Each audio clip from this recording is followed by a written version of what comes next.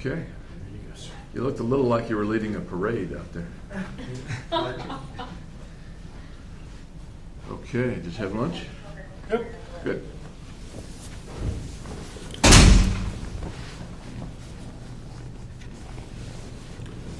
Okay.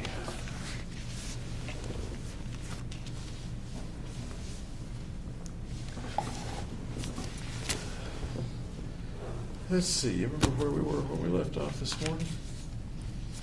Your memory's probably better than mine. You want to talk about the apartment? Yes, and we talked a little bit about it, and we were getting to the part about the armament. And the way the apartment looked when you left, that's what it was. Okay. Okay. Got a picture of that. I'm sure that you remember pretty well. Oh.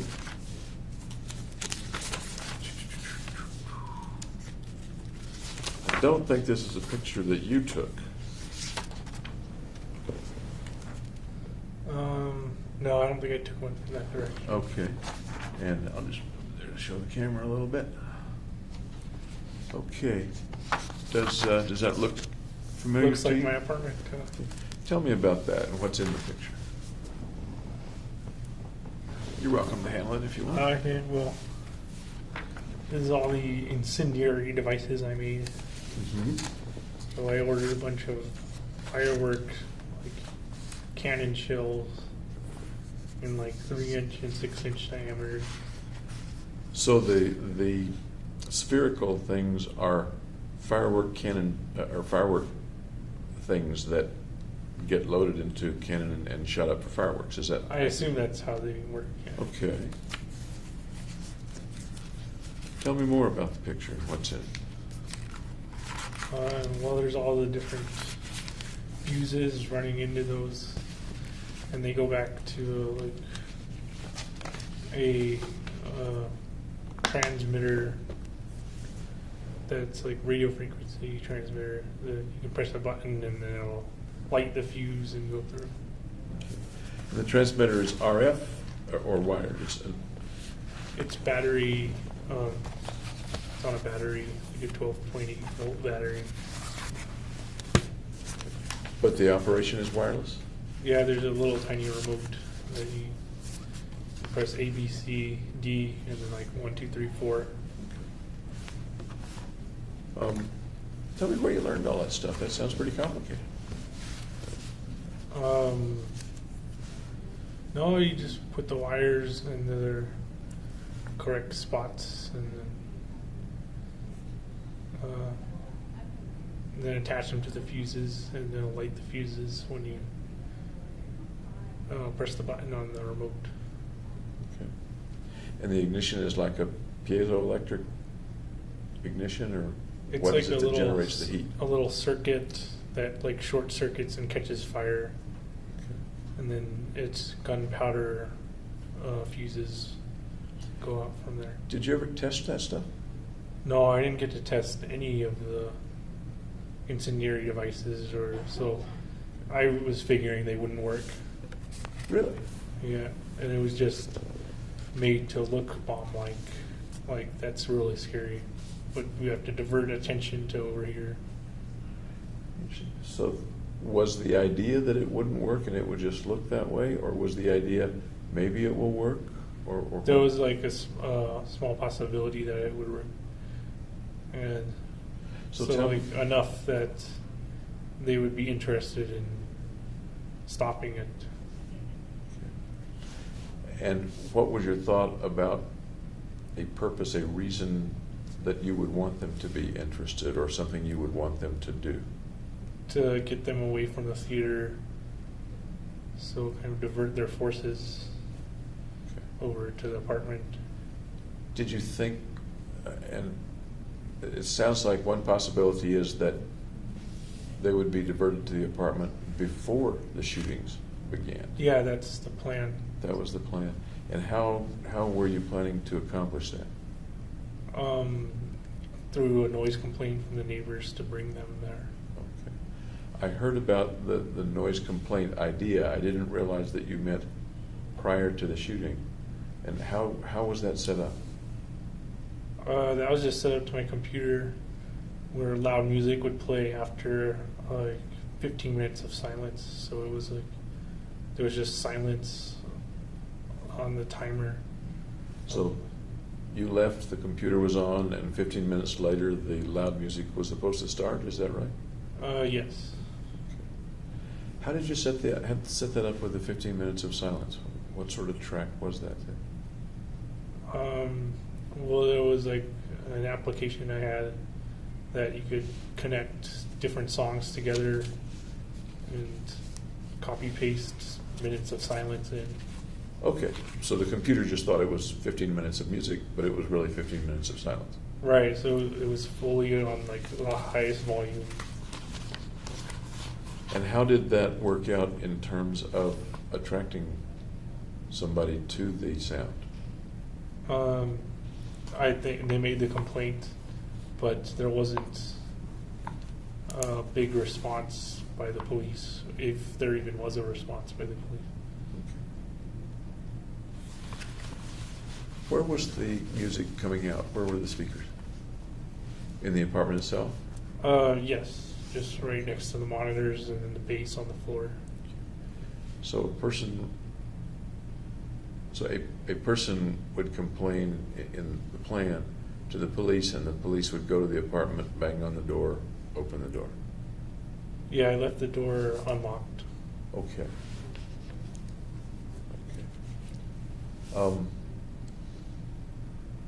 As you were thinking about that, did you consider the possibility that a person might have come to the door, that is a non-police person, might have come to the door? Yeah, and so that's why when I sent a tripwire, I didn't have it attached to the door. I had it kind of inside, so they'd be able to see inside, but not go to like disable anything because there's an obstacle in the way. Okay. So if the person who opens the door could see what was there, then they definitely call the police. they would call the cops. It occurs to me that the cops also would not, once they saw it, they wouldn't rush in either.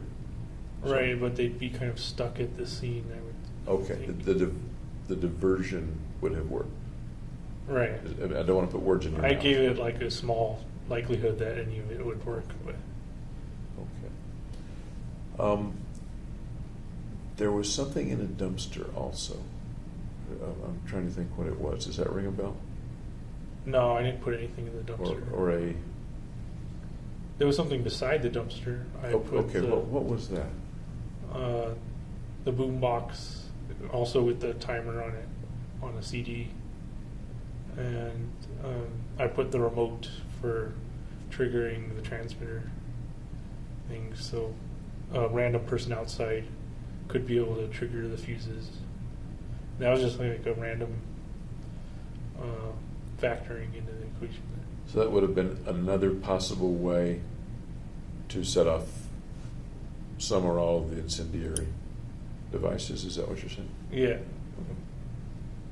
Do you know what happened in the end to those things? They got taken away the next day. I told them all about like all the most of the details surrounding it, like how safe it was and what types of explosives or whatever. And I want to ask you about that interview and that conversation as well. But sticking for the moment with the apartment, did you have any experience with incendiary devices or launch capabilities or fireworks or things like that? Just your like most very basic fireworks, like the fuse and step back. But Okay. Did you ever, and this is coming to me from a different source and I'm not sure about it, was there ever a time when you helped with a fireworks display? no, Okay. Doesn't ring a bell that family or somebody was lighting fireworks and you were there or helping, other than black cats and cherry bombs? Things like rockets and stuff like that. no rockets. Or anything. Okay, thank you for clearing that up a little bit. Okay. Add that back if I may. Some of the things that we see in the picture, the big jars, couple of liter jars, full of a liquid and some rifle shells and other things. Can you tell me what was in the jar? The liquid is gasoline, and it kind of dripped down from the styrofoam. Styrofoam and gasoline make napalm. Okay. So I thought the napalm might trigger the bullets to go off if it caught fire, but I never tested any of it.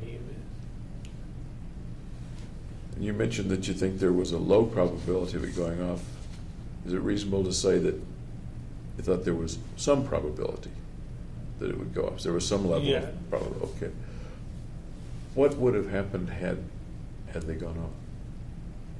It probably would. The most damage probably would have been caused by fire, and if it spread to the other apartment rooms. Think anybody would have been hurt, or was that part of the picture in your mind, or no? No, I didn't think anybody would get hurt from the incendiaries. The situation at the theater, as I'm understanding, you had to do with a plan and thoughts of killing people. The situation at your apartment, please correct me if I'm Was wrong. the other purpose of diversion. It's a different purpose and not specifically having to do with hurting or killing people. Right. Okay. But you realized there was a chance that that might happen. Yes, I wouldn't want to be in that room when anything went off. Would you want to be in the next door apartment when anything went on? I don't think it would have carried that far. What about the bullets if they'd gone off? The shells?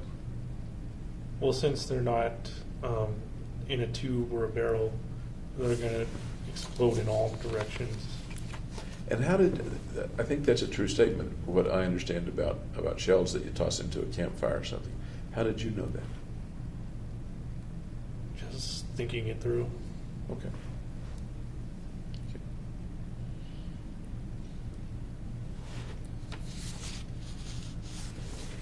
For just a minute, look again at all these pictures and see if there's anything else before I dismiss the pictures.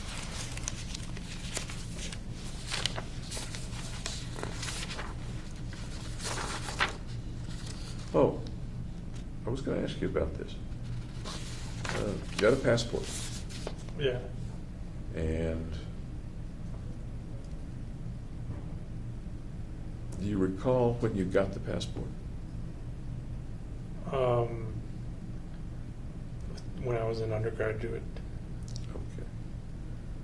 Did you need it to go to Mexico at that time, or I was going to need it to go to Mexico because they passed the new law where you had to have the passport to walk across or go through the car across. did you ever need to use it with Mexico? Or No, I didn't. when you went down, I never went to Mexico with it and when you did the orphanage thing, that was before. before. Okay. Did you have any other thoughts of leaving the country? No, I didn't have any realistic thoughts of escaping. Ever any places you wanted to visit? No, I'm fine with staying at home. Okay. So the purchase of it pretty much had only to do with if you wanted to go to Mexico, you could go to Mexico. Right. Okay. Just to visit Mexico, or to go there and live, or escape, or No, if I would probably go to Canada because I have relatives up there. I was going to escape. nowadays, do you have to have a passport to get into Canada, I'm not. I think so. or to get back in the U.S.? I'm not sure I don't though. know. I don't remember either. Okay.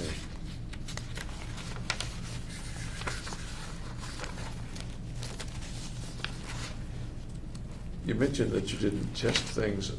Did you ever test the flammability of some of the things? Not necessarily the device, but just to be sure the gunpowder burned or the napalm worked or something like that. Yeah, I like cut a piece of the fuse off and kind of lit it over the bathtub. That was like the safest place. As you're doing those things, what thoughts went through your mind? Do you remember what fantasies or thoughts might have gone through your mind? When you're building this stuff, when you're setting it up, when you're testing the fuse? Just getting it done.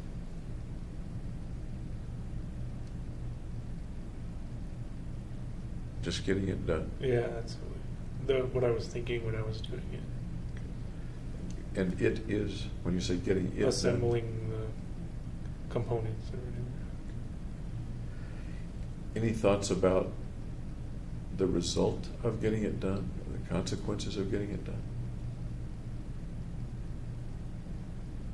Just that it was unlikely that it would work. You mentioned diversion. Right. About how far is your apartment from the cinema? 10, 15 minutes. Okay. As far as you know, it was in the same jurisdiction as the police. Of course, I guess. One was Adams County, the other was Arapahoe County. Okay.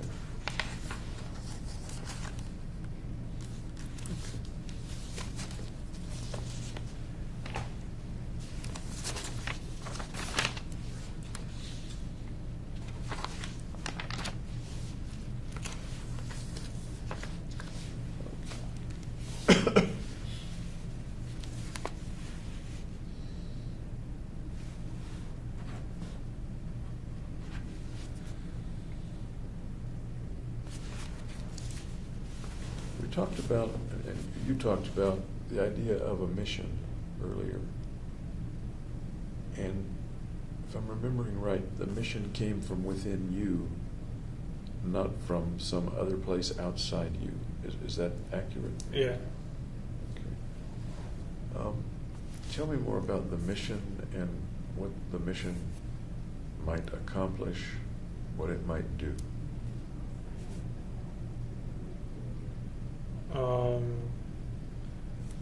Well, the mission was to go to the theater and shoot as many people as possible.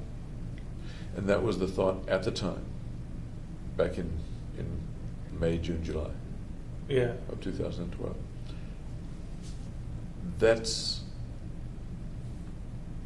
one level of mission. Was that designed to further some larger mission or additional mission? No, that was kind of the ultimate mission. So that was the whole end. Yeah. Any thoughts about why something inside you said this is your mission? What was it that made it important to do that thing? Made it so important that you did it? Because the alternative was suicide. Okay. And I think you said this morning the alternative was suicide, but you weren't thinking of that at the time. Right. You weren't thinking of suicide. Because I was focused on the homicide. Okay.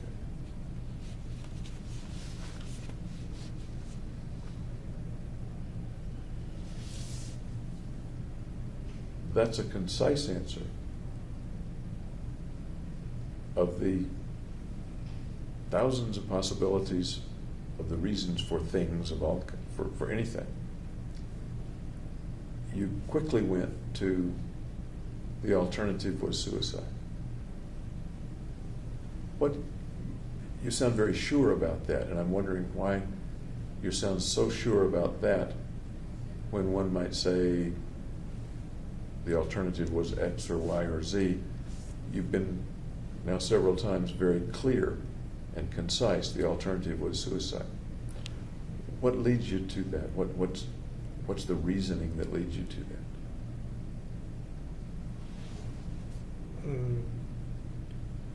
Just that doing the homicide got me out of the depression. It gave a purpose. You were pretty depressed back in January of 12. As I understand it, you were less depressed later in 2012. At least as far as you knew. Am I wrong? No, it was about the that? opposite. I was more depressed You were more depressed. during June and July compared to January. Okay. And some of the things you described about that were, you used the word catatonic. Is that Yeah, recall? just like unable to get up and go. What were other symptoms, as you look back on it, that you were depressed at that time? I guess I'm sort of asking, and I don't mean to be sarcastic about it, why should I believe that you were that depressed? Because you haven't told me that much about the depression. Can you tell me more about, describe more to me that tells me that you were depressed back then? I was just a low mood, not wanting to do anything. Okay. You were doing things pretty actively, though. Yeah, which is what got me out of the depression. Okay. If those activities were getting you out of the depression, can you tell me the rationale for actually carrying out the shootings? If the preparation activities were doing their job. Right. Talk to me about the necessity of carrying out the shootings themselves after the preparation had done its job. Well, the shootings were supposed to increase my self-worth. So that would get me out of the depression in the end. The shootings were supposed to increase my self-worth. Can you tell me a little bit about that? I think it was in a text message I sent to Gargi about human capital. How you can kind of place a value on a life. And if you take lives away, that kind of adds to your own value. Okay. I do remember the text message exchange. Is that an accurate rendition of the way you were feeling at that time? Or is there anything more to that you can explain to me? I don't think there's anything else to it. That's a pretty concisely encapsulated theory, if you will. Okay. There's got to be more to it than that. Well, why is there got to be more to it? In what way did you think of taking other people's lives as enhancing yours? Tell me about the logic of that. Just that anything they would have done or like pursued gets canceled out and given to me. Okay. Starting today and looking back, does that still make sense to you? Yeah. Okay. So the premise that you're describing 2 years ago, you would still Agree with it. agree with that premise today? Yeah. Okay. Tell me more about the premise, would you?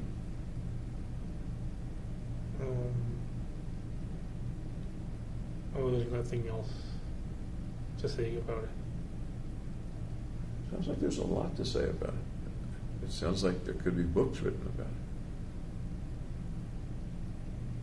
it. It would probably be a boring book then. Does it appear in any of your readings, or how did you come upon that premise? I just made it up.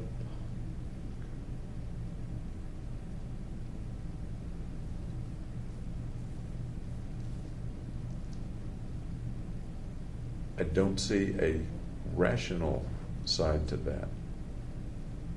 I might be able to see an irrational side to that, but I don't see any data, if you will, or information that would lead to the veracity of that premise.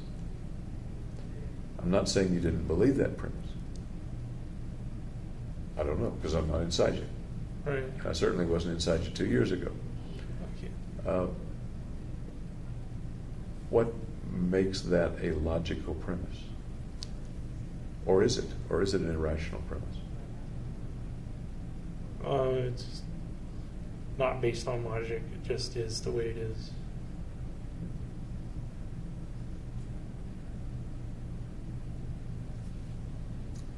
Did it appear in anything that you ever read or saw, movies and things like that? Where do you think the idea might have come from, or no? Well, I think it came from economics, because you can take countries measuring their GDP of a given population and kind of say this is a value which we place on our nation's output. And you could do the same to individual people and say this person has a value and does this output or would do this output, but then it goes to me afterwards, after killing him. Let's use your country analogy for a minute and see how long the analogy holds up, okay? Okay. A country has goods and services and output and value and potential value for the future. How might you, person or another country, acquire the value that you see in the first country? You conquer the country through like a war, and then you receive its economic benefits. Okay. Are there any circumstances under which, when you conquer it, you wouldn't receive all those economic benefits? If they apply like a slash and burn strategy, where they kind of burn the land. Sure. And that's exactly what I was thinking. If you obliterate the country, Right. then its value plummets. Yeah. it That's goes my down. thinking. Is that your thinking as well, or not? Its value goes down, but the conquering country would have increased their military effectiveness because they've kind of won a battle. Okay.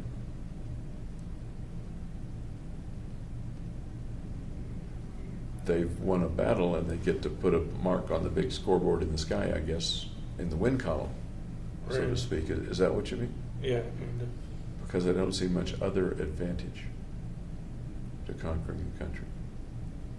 They get to reap the rewards of the land.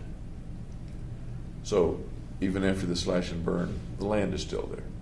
Yeah, They've expanded their borders, if you will. right. But in the situation of killing the individual, it seems to me that that's akin to obliterating the country, not just slash and burn, but obliterating the country and its borders, and there's nothing left to bring to the conquering country. Does that make sense, or does that not make sense as an analogy? Does the analogy break down, or no? No, because essentially you win the war by killing them. Okay. So you're no longer in a state of war. Okay. Some of the other folks that you've talked with have referred to some writings that you did, some references to Nietzsche, things like that, right? I simply said I've heard of Nietzsche to my psychiatrist, Fenton. Okay. What does Nietzsche and his writings have to do with all this, if anything? He believed he was God, I think, and then he went crazy. And that's like the main points that I took away from Nietzsche. Okay. And once again, I'm talking with you in the here and now, and I'm trying to refer to how you felt and how you were 2 years ago. And we both understand that, right? Yeah, those were the feelings 2 years ago. Nietzsche thought he was God, then he went crazy. How does that relate to you and what you were thinking or planning or feeling? I never related it to that. Okay. This is something they connected the dots with. So it sounds like what you're saying is that they may have connected some dots, but the connection's not really there. Is that I never made a connection. oh. Looking back intellectually at it, do you think there was a connection there that you just didn't realize? No, I don't think so. Okay. Highlander comes up in some of the interviews or writings or something. Yeah, another made-up connection. I said, like, there can be only one in a text message, and then they got interested in Highlander from that. If you recall, is that kind of what you were referring to in the text message? The famous quote from Highlander? I don't remember any of the surrounding information. Do you remember the text message itself? No. Can you picture that? No. Okay. So, as we're sitting here, we don't know. Let's assume there was such a text message, and there was. But as we're sitting here, we don't know what you were thinking when you wrote the text message. Is that accurate or no? That's correct. Yeah. Okay. Have you seen Highlander? Yes. Okay. Series, the movie, both? Movie. Okay. What do you think of it? It's an interesting concept. Do you think that concept is akin to your concept? No, because the main thing in Highlander was they're trying to become mortals, and they have to kill other immortals, behead them, and then the very last one, it becomes immortal, a mortal. I didn't remember that. Is that right? I didn't remember that the last one became mortal. Yeah, I believe that's how it went. Interesting. I didn't remember that. Okay. And they were specifically killing each other rather than random civilians, if you will. Yeah, they Doesn't were remember. beheading each other with swords. Yeah.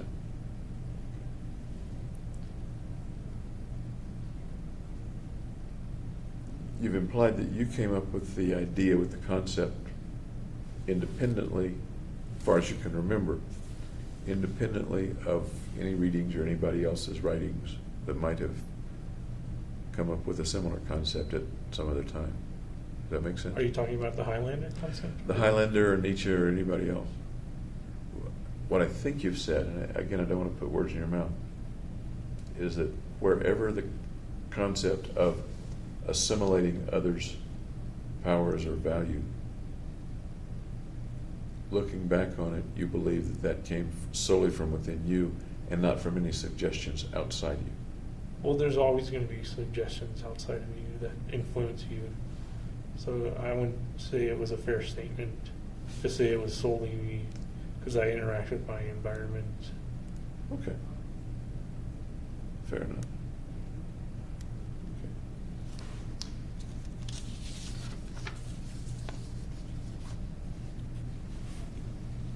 Apparently you didn't know or want to know any of the people in the theater. No, I kept it very impersonal. Mhm.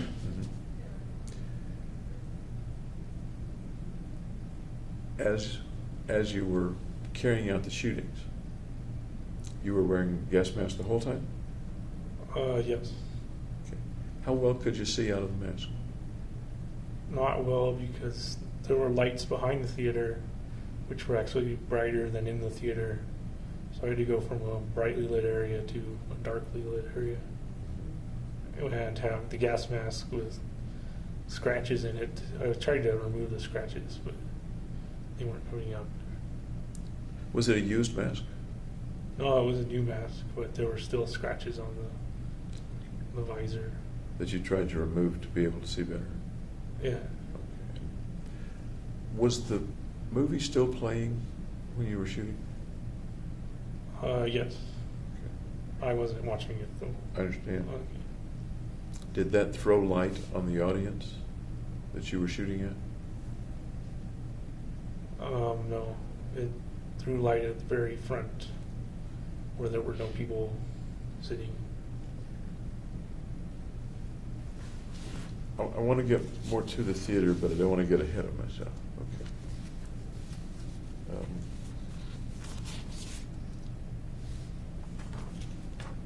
I guess I want to stick for just a minute on philosophy stuff.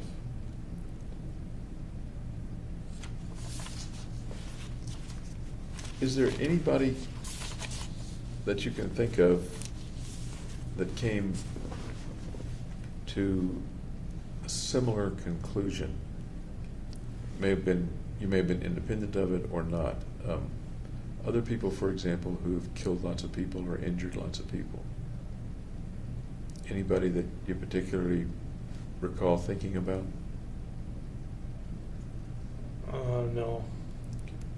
Ted Kaczynski comes to mind. The Unabomber? Mm-hmm. What about him? Yeah. What did you know about Kaczynski at the time? I said I heard of him to Fenton, and I guess he was anti-corporations or something, anti-technology maybe. I don't remember. Was he at all relevant to what your mission was and what your thinking was? The only relevance is he had like a purpose in mind and has carried it out in a similar way. Did you say in that 4-month period, April, May, June, July, do you recall reading about or learning anything or seeking anything about Kaczynski? Those would be in the computer records. I don't remember offhand. One way or you don't remember one way or the other? No. Okay. Another guy that I'm a little bit reminded of is the fellow Cho, long first name that I don't remember. Wait a minute. Seung-Hui Cho at Virginia Tech. Yeah. I've heard about him. He went up into the bell tower, I think it was. I'm sorry? He went up into the bell tower, I believe, and was shooting from there. That was the one at University of Texas. Oh, that's a different one? Yeah. Okay, well, then I don't know. Do you remember looking up any of these folks, or learning about, or thinking about, comparing yourself to any of the other people that have killed a lot of people?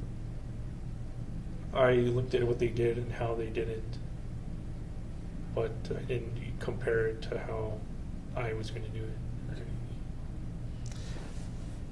You looked at what they did and how they did it. Any suggestions in there or things to avoid? You don't shoot the police, otherwise they kill you. So. Okay. And you didn't shoot the police? Right. Okay. Anything else about how they did it that may have informed you about better ways to go about this? No, I didn't seek out any improvements in their methods or anything.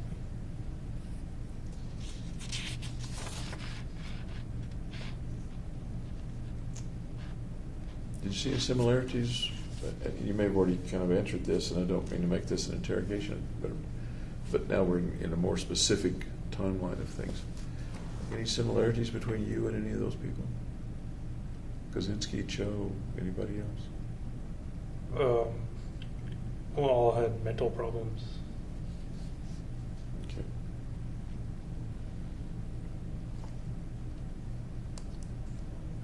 Is that speaking today, or speaking, would you have said the same thing 2 years ago? That's speaking today. Okay. What would you have said 2 years ago? Or 2 years and a month ago, in June? We all had violent delusions. Okay. Was there anything attractive about them or repulsive about them? No, they're just people. Anything attractive or repulsive about the end result of what they did? No, not that I can think Or about what happened to them afterward? of. No, pretty much what's expected happened. And what is that? What's expected to happen? They got either locked up or they died.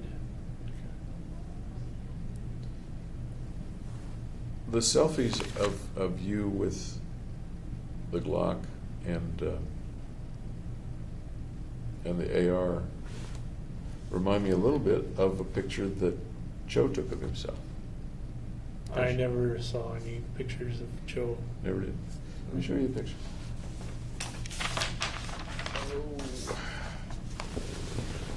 Remember that at all?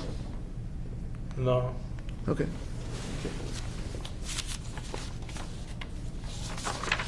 I suppose selfies are pretty common. Yeah, everybody. Everybody selfies. Everybody takes them.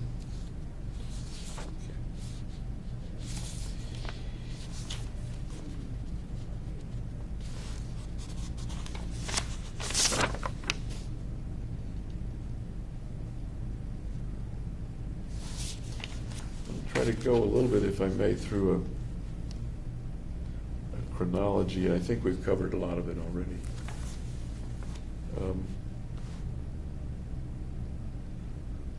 We talked about the trip in December of 2011 to Arizona. Spent Christmas with your uncle. Yep. I have down that you went to Woodside to see some friends from Riverside. Is that not true, or a different trip, or same trip? Woodside. I don't know what that is. Woodside, California? Yeah, I don't know where that is. Okay. Did you take any other trips from grad school around then back to California? Or just the one around Christmas to go to? I think it was just the Christmas one. Do you remember seeing friends from Riverside on any of those trips?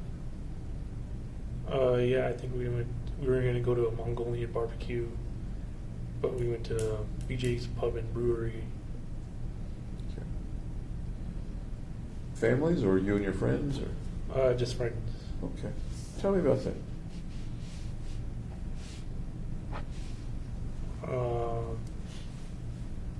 We drove up to LA, carpools, and just had dinner together. Okay. So you're getting together with people that you knew you hadn't seen for a while. What was that like? Kind of like a reunion. Okay. Tell me more. What did you guys talk about? What to do? I don't know. We didn't talk about just normal stuff, I guess. Nothing stands out. How long did you spend together? Hours, days? The day. Okay. And how did you hook up with them? How did you meet up with them? Text messaging. Okay. You let them know that you were coming back and ask if they wanted to get together, or what? I think they asked if I wanted to go or not, and I said yeah. How did they know you were going to be in Riverside? Or I not wasn't in Riverside? How did you know? How did they San know you were Diego. going to be back in California? I don't know if they texted me previously or if it was just overlap with vacation. Okay. Remember any of the names? Yeah. Earl, Tashi, Richie, Soren, Yent. Mm-hmm. And what did you guys do at Riverside before? What was the friendship like before? I'd been friends with all of them in Riverside before, for all 4 years.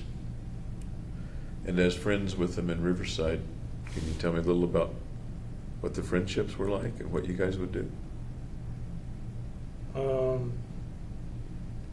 We would go out to dinner, or we would go to the apartments and play Super Smash Brothers, Super Mario Kart, that kind of thing.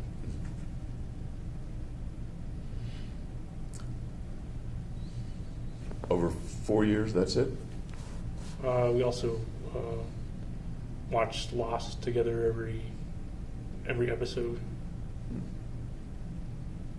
Okay. Did they know that you were in Colorado, or did you let them know you were in Colorado? How'd they know where you were to text you? Of course, you may have had It doesn't matter where you are. You may have had the same phone number, sure. Yeah, sure. I had the same phone number. I'm with you. I'm just too old for that concept to get into my brain. Okay. But to actually meet up, they need to know that you're going to be in California. And I'm kind of wondering. I think I told them, but I don't remember exactly. Okay. So you went out and you, what did you do again? You hit a bar or No, just a restaurant. Restaurant, okay.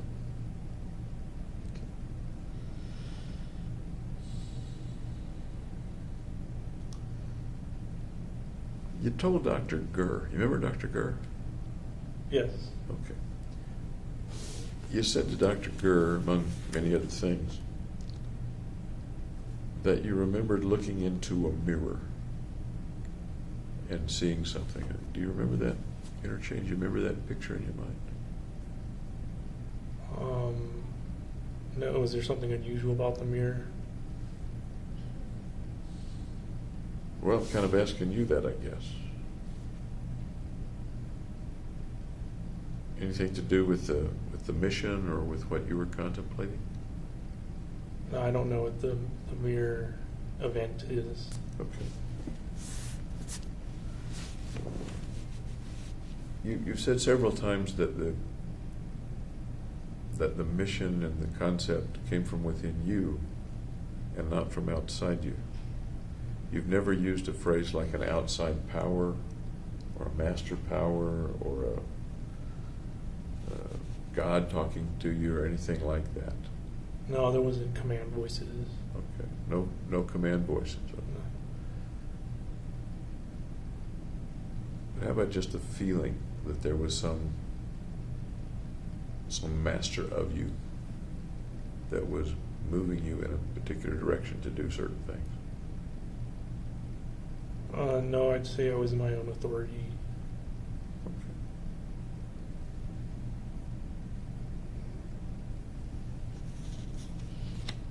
Tell me about the shooting range. It was 2 hours away. It's an unsupervised range, but the owners, or I guess the caretakers, dropped by like every day anyway. How many times did you go up? I'm assuming it was up because everything in Colorado is uphill from. It was off the 40. I think. It was maybe 5 times I went Okay. And what did you do up there? while shooting. There are lots of ways to shoot, but Right. how did you do it? Well, they have different kind of range areas.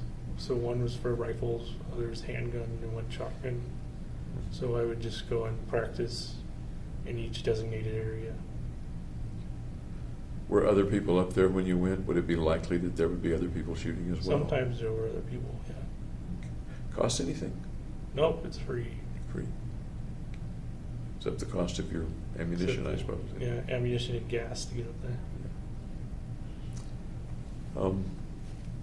So how long would you stay when you went up? Until the ammunition run out of my magazines. Okay. Do you recall when the last time you went was? The last time before the July 20th? No, I don't recall like what I did each specific time. I mean, the timing was the last time just before July 20th, or 2 weeks before, or a month before? There's probably a record of that somewhere. I because imagine of so. the cell phone. What do you say? A week maybe before. Did you get to be a better shot from the beginning? No, I to stayed the a end? terrible shot. You stayed a terrible shot. Yeah. Okay. And one of those times up there was when you saw the FBI SUV go by. Yeah. Right. Okay.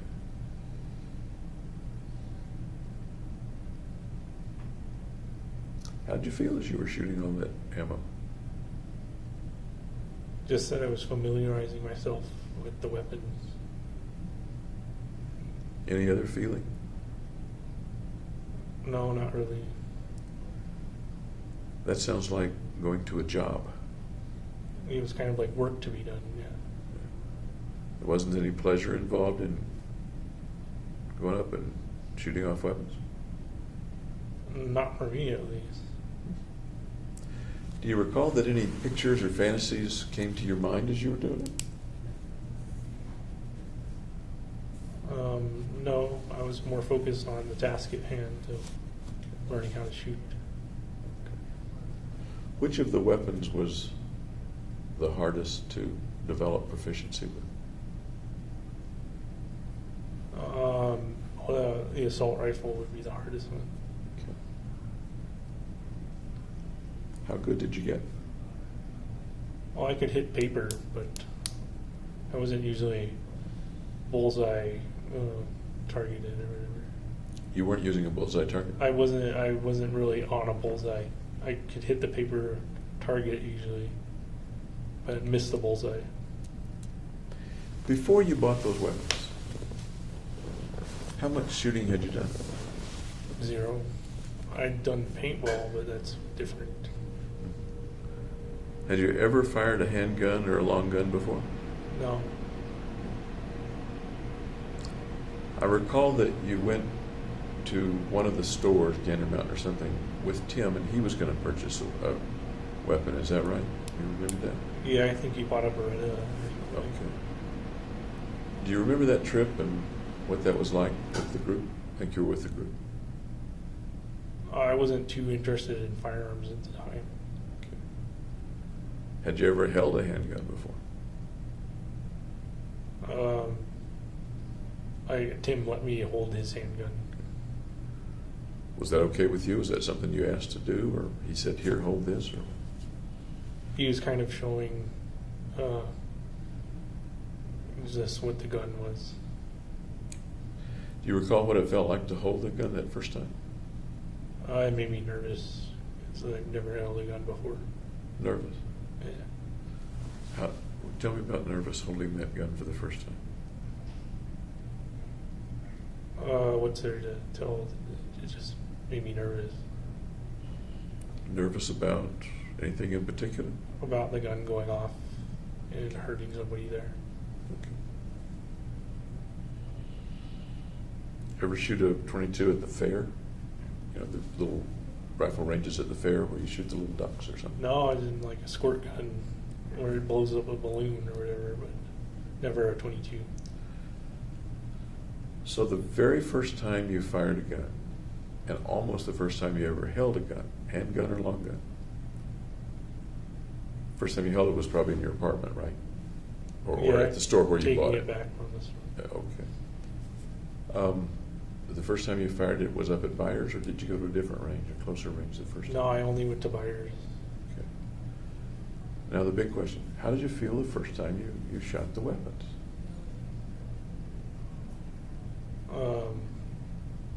I didn't feel anything special. I just thought it was harder than it looked. In what way? And I thought you just point and pull the trigger, but it's kind of hard to aim and then multitask and be aware of your surroundings while you're looking down the sights and everything. Had you read about how to shoot or how to hold the gun or what to do as you're pulling the trigger or sighting? Yeah, I think I went to some gun forums and looked at like how to stand, how to hold the gun, prevent recoil. Did you wear ear protection? Yeah, I bought specialty earmuffs. They kind of have like a high frequency tone in them. Okay. Do you remember the first time you shot and the weapon went off? Do you remember that? I don't remember that moment. You don't remember that moment? Okay. How about the first time you shot the shotgun? I remember it gives me a bruise because I was shooting slugs and they were like it really pulls back on you. But I don't remember the first time as being significant versus the other times. Okay. I'm curious, did you shoot slugs at the theater, or was it shot? BB shot. Okay.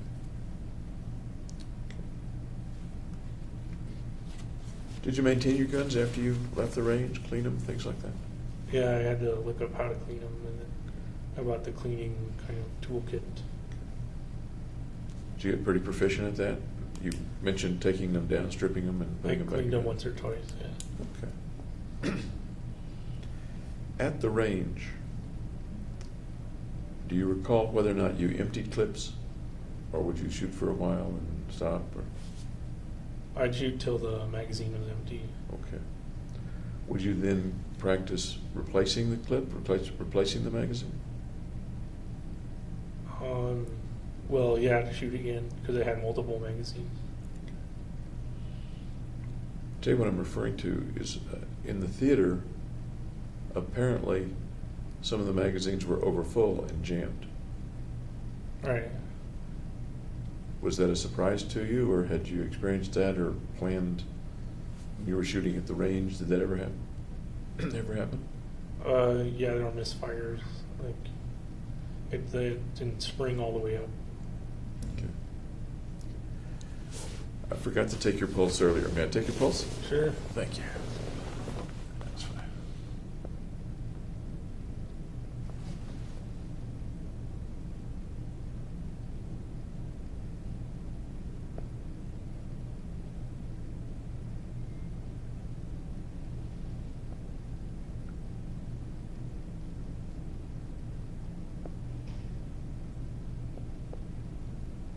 Thank you.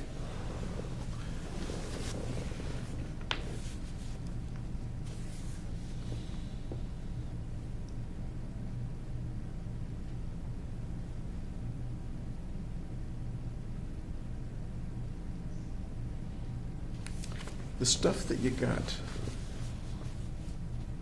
it cost a lot of money. Yeah, I had a lot of savings though. Okay. I was going to ask, where did the money come from to purchase it? Savings over the years and money from the training grant. Okay. The savings were from your jobs and things like that? Yeah, summer jobs and stuff. Where was that money? In my bank account. Checking or savings? I could move it all around as I wanted online. Okay. Some of the purchases were made with credit cards, Right. but paying for it came from the savings and the grant money? My credit card is connected to my bank account, so they can pay it off directly. So it was automatically debited when the I bill think it came was in? once a month, unless I did it manually. Okay. At the end of all this, were the credit cards all paid off, or was there still All my money? credit cards have always been paid off, Okay. so I'd always pay the full balance. So nobody was stuck with the bill after all the events and shooting and stuff? No. Okay. Did your parents send you any extra money that eventually went into purchasing the body armor or the weapons or the ammunition? They gave me $5,000 from the college 529 savings account, Okay. but I didn't use that money to buy anything. Okay.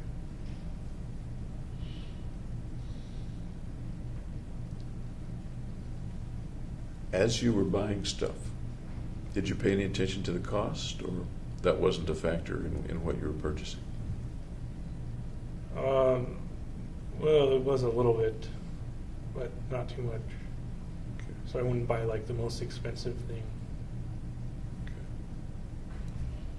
How about the body protection, the body armor stuff? How did you choose that?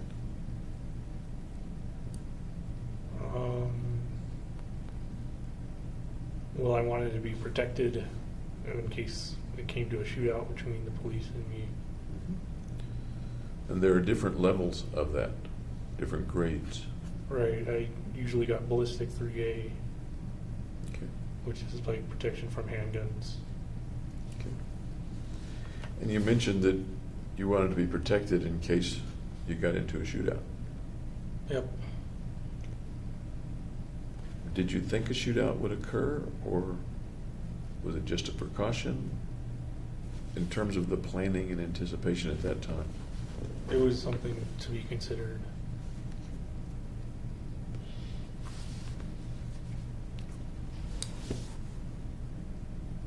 Did you put it on at the apartment before? I think you did. Put it on at the apartment to try it on or something like that?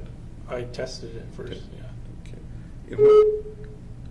In what way did you test it? Attention to the facility, we will have patient movement from their units to AA. Patient movement from their units to AA.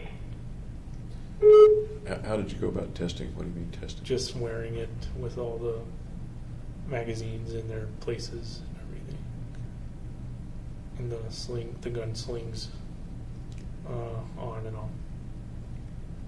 Roughly how many times did you do that? Just once for all of it.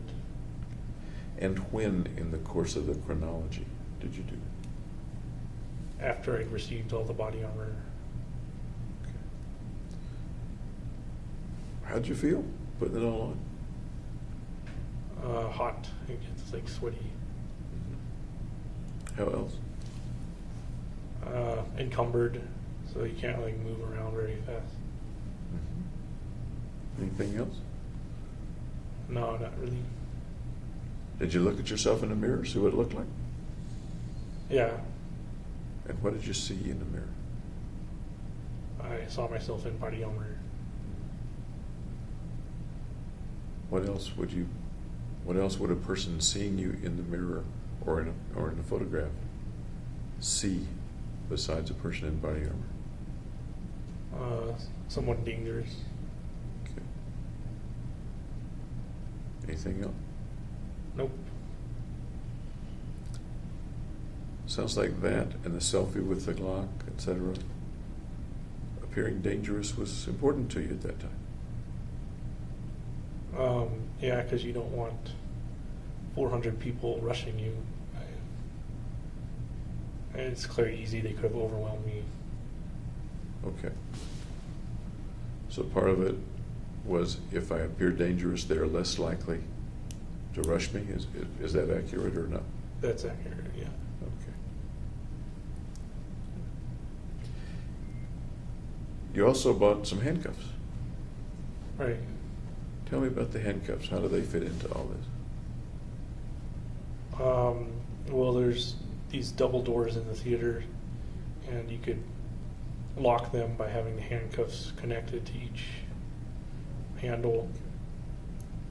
It was something I didn't wind up doing, though. Okay.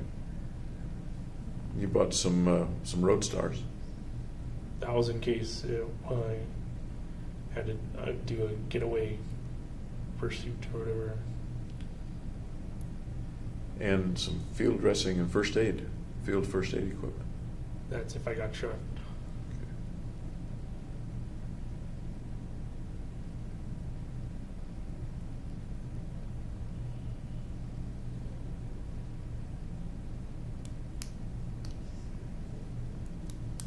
You've given a practical reason for each thing that you purchased or that you wore, that you took to the theater.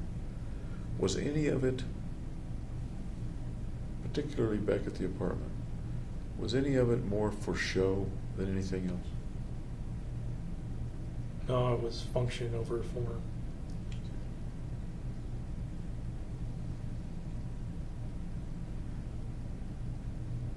The pictures that you took of yourself showed you a certain way, portrayed you as dangerous, as somebody not to be toyed with. Right. Although there's function attached to that, it also sounds like there's a certain amount of show attached for that, a certain amount of appearance. Okay. As a matter of fact, the photographs weren't designed to protect you at all. They were designed for other people to look at in future. Is that right or is it not right? It was to be remembered. Okay. So obviously, you're going to be remembered by other people and not yourself. Did you think you were going to get killed? No, that's why I got all the body armor. Okay.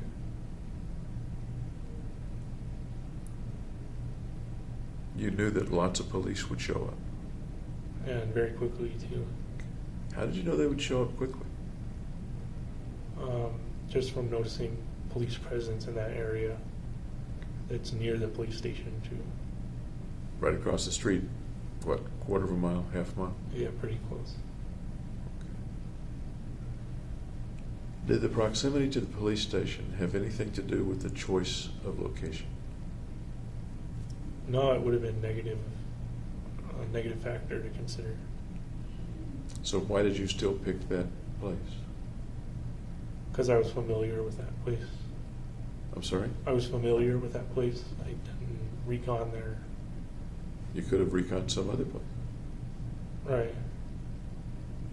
But why did you choose the one that was 45 seconds away from the police station? Or something close to the police station? Like 3 minutes away. Okay. 3 minutes. I just felt comfortable there. It was kind of within my range of the apartment. Usually crimes are committed like 10 miles within a person's residence, kind of a thing. You said two interesting things. One, projects are usually within 10 miles or something like that. Tell me what that... They're usually close to home, is what the point is. Okay. What's usually close to home? Where somebody commits a crime.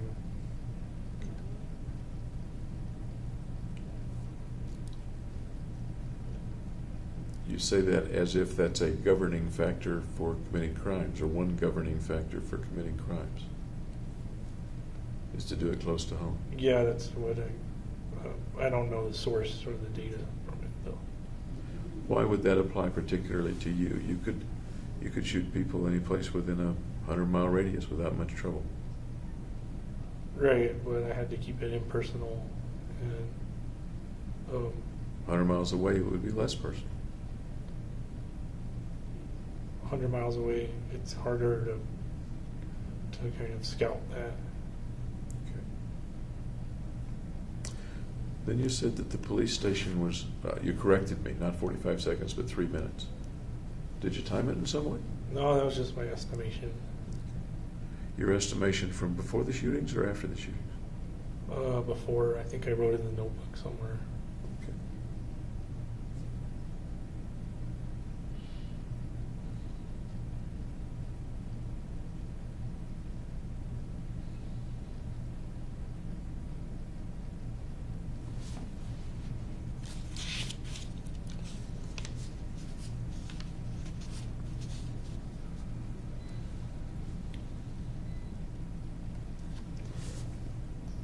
There are different ways, I guess, to kill people.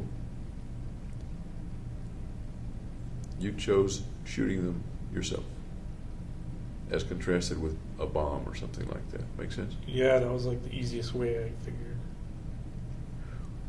What to you at the time made that, quote, the easiest way?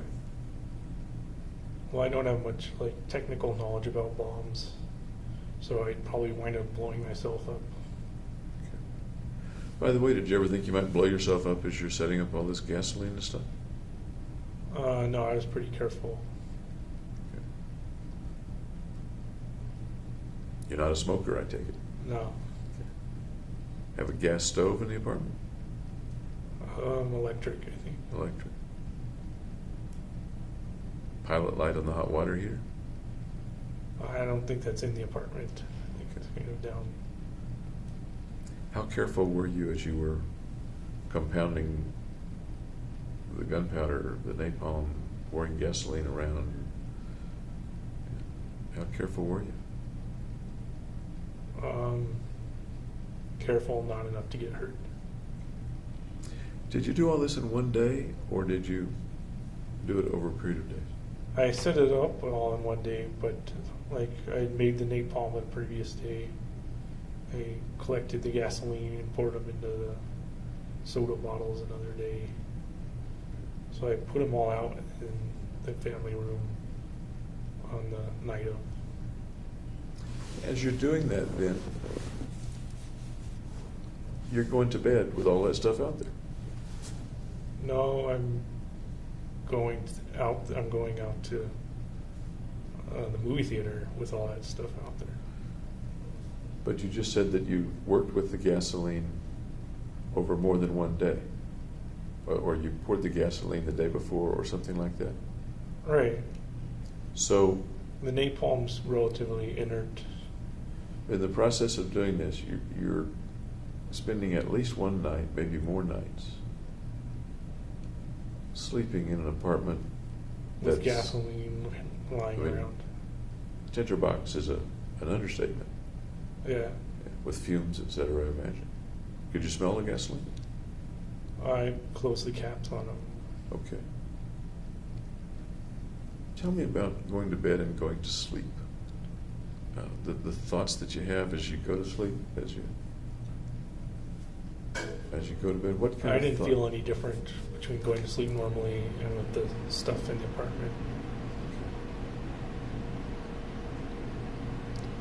Did you spend much time when you weren't doing the tasks, and there were many, many tasks to do, when you weren't doing your the tasks, did you spend much time thinking about the mission, thinking about what was going to happen or what might happen? No, because I wasn't considering the consequences. Okay. So when you stopped to eat, Yeah, what did you think about while you were eating, if you remember? just what I had to do next to like assemble the stuff. Were you watching any TV during that period, or doing any video games? Yeah, just watching TV. I think South Park. Okay. Did you spend much time watching TV on those 2 or 3 days? Not at the end of the night of the shooting, because then I had to like put everything together. Okay. How about the video games? I think I stopped playing them by now. Really? Yeah. Attention to the facility. AA movement has now ended. AA movement has now ended. So roughly when did you stop playing Diablo 3? Again, that would be in the records, the computer hardware record. But I don't know. A week Okay, before? yeah, or the thing is, I don't know the exactly. last day? You don't have to be exact. Okay. Was it close to the last day or weeks before? No, I think it was weeks before. Okay. And Diablo 3 is something you liked? Yeah, I played the previous Diablos too. Okay. It seems to me it takes a lot for you to quit cold turkey, if you will. No, because it wasn't as good as the other games. Sort of not my point. Oh. Something was relatively quickly more important than something you used to do 8 hours a day. Right, because I suddenly attached no importance to Diablo 3. And was the time completely filled with planning the shootings? No, there was eating, going to the gym. Okay.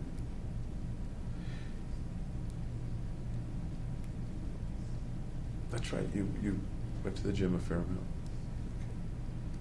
Okay. What'd you like to do at the gym? What sort of exercise did you like to do? Workout? Chest press, bench press, cardio, like the ellipticals and treadmill. Did you do that pretty regularly? Most people can't do it regularly. I tried to go twice a week, but if I couldn't, I would always make it once a week at least. Right up to the time of the shootings?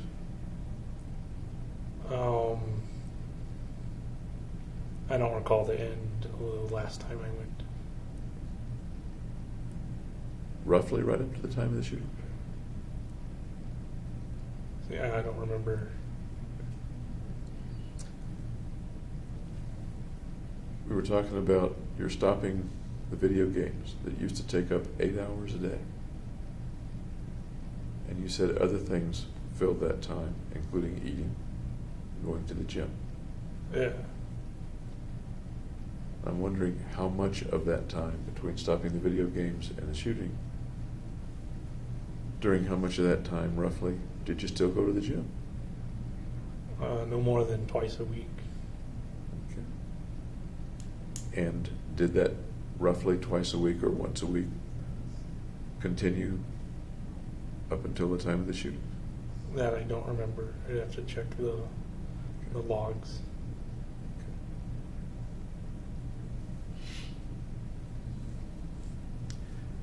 Roughly how much of the day in the last week before the shootings were you spending in some kind of preparation? Probably around 4 hours a day. And the week or two before that, roughly how much time in preparation? That might have been when I was going to the gun range, so a day's worth. And at this point, you didn't have classes anymore? No, I had dropped out. Okay. Tell me a little more about the reasoning, the reasons that you dropped out. Well, I didn't pass my preliminary exams. And I had a lab I could have joined, but the kind of topics were less neuroscience and more genetics. Had you wanted to, could you have retaken the prelims? Yeah. Tell me about the decision not to retake the prelims. I just made the decision not to take them, and then told my advisor that I was going to leave. Okay. At that time, pretty much that day, at that time, what did you think was going to happen in your future? What was your future looking like?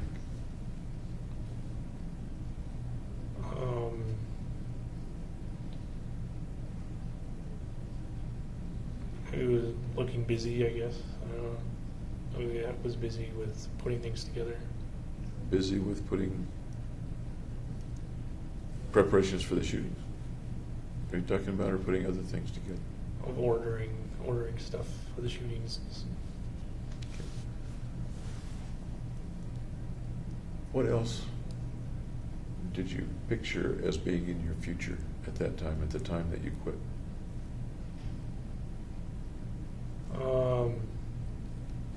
The end of my science career. And what was going to be there instead of your science career?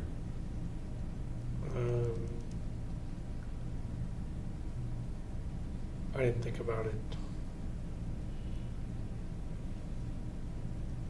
Not at all, as far as you remember. Yep.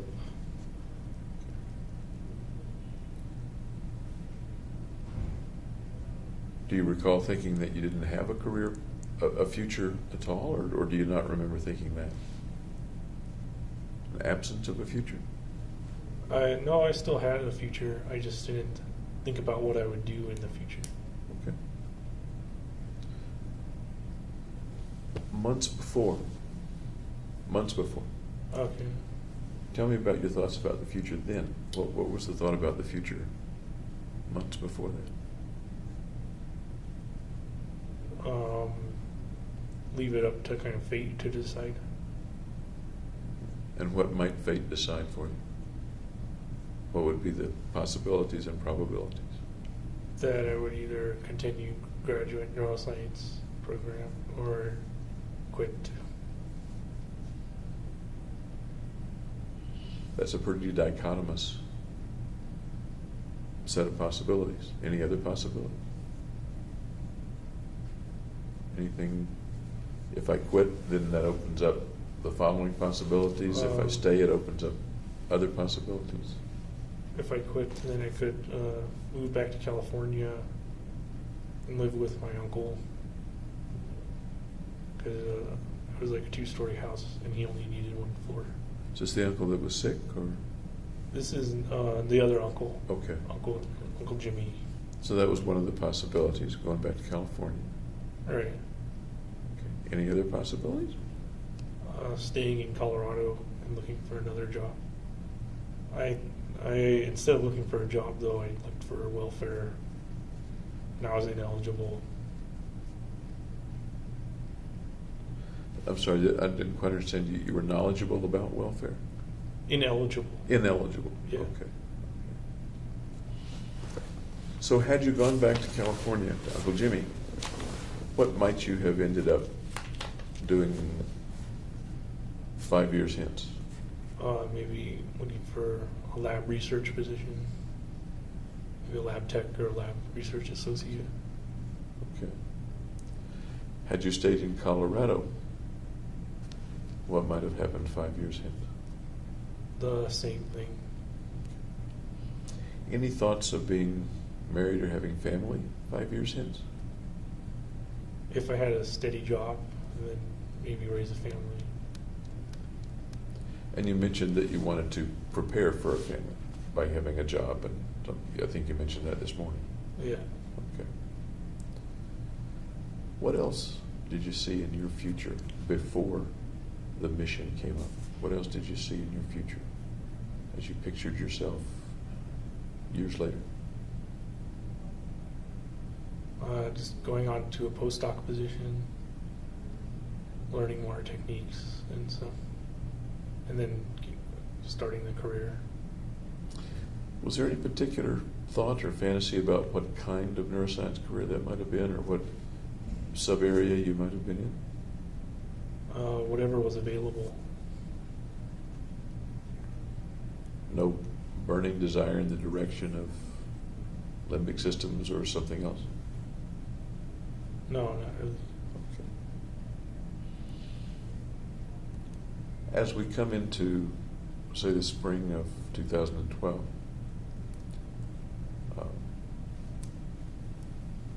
when does that future picture start to change? How does it start to change? It's just not there anymore. Anything take its place?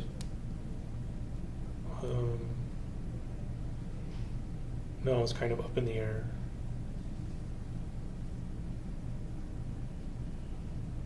Anything vague taking its place? No, because I wasn't looking ahead towards the consequences. I'm sorry? I wasn't looking ahead towards the consequences.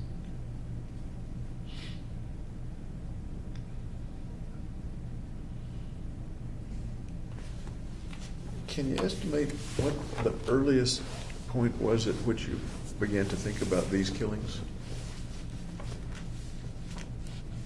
When I bought the shotgun, I think. The shotgun. So that was the second gun that you purchased, am I right? Yeah. Okay. Okay. Do you remember roughly when the earliest point was that you ever thought about killing anybody?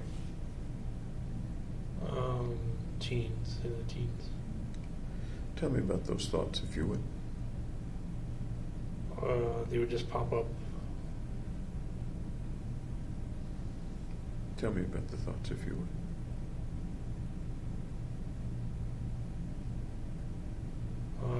They were destructive thoughts towards others.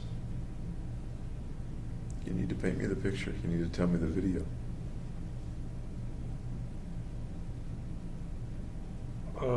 It was kind of that in an abstract way. It wasn't actually visualizing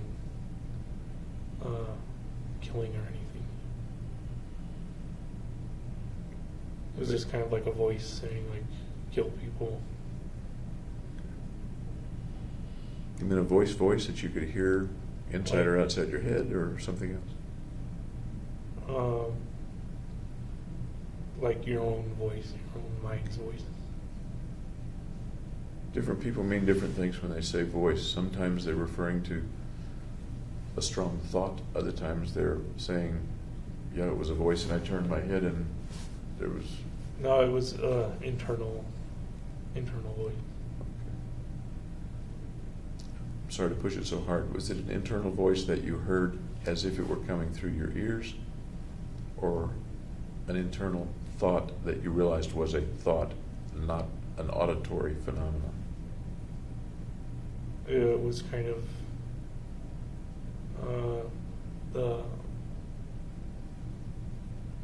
I guess the thought that is a voice in your head. Okay.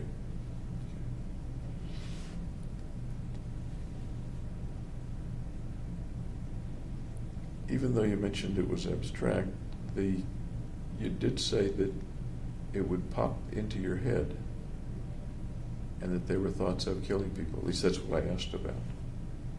Can you be any more specific about what would pop into your head? Just a desire to kill people. How, who, under what circumstance?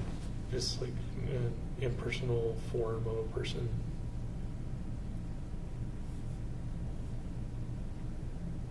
No particular person that you picture? Oh, no one in particular. Was it a response to somebody doing something to you or making you feel badly? Or It might have been a response to stress. can you be more specific?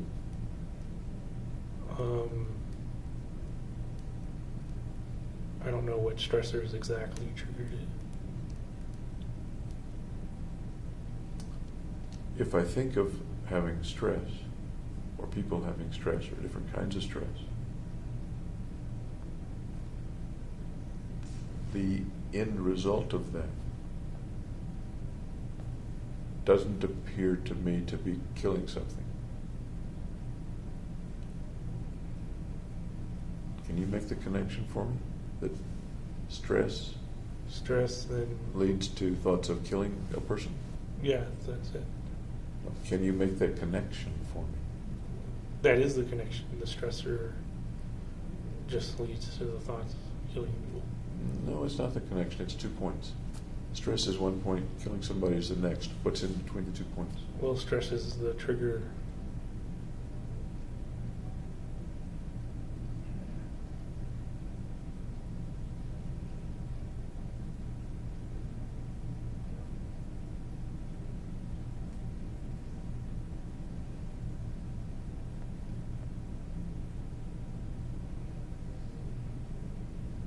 Is it that you don't understand connecting 2 points? Or you don't know I'm what's saying- between the 2 points? I'm saying the stress connects to the killing.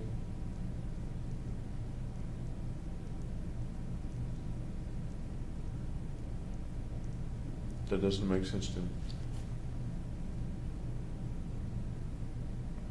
Okay.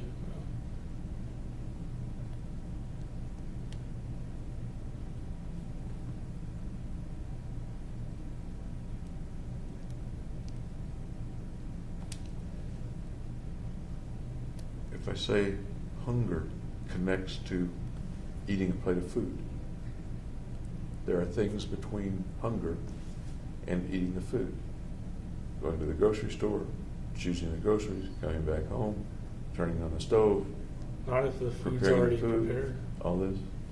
So If what's you're between? hunger and then you eat a snack. You've still got to go get it, choose it, and open it. So Not if what- it's already open and chosen. We're getting into a word game, and it's not really my purpose. I really want to understand that for you, there's a point of stress, at least as you describe it, in high school, many years ago. Stress and thoughts of killing someone.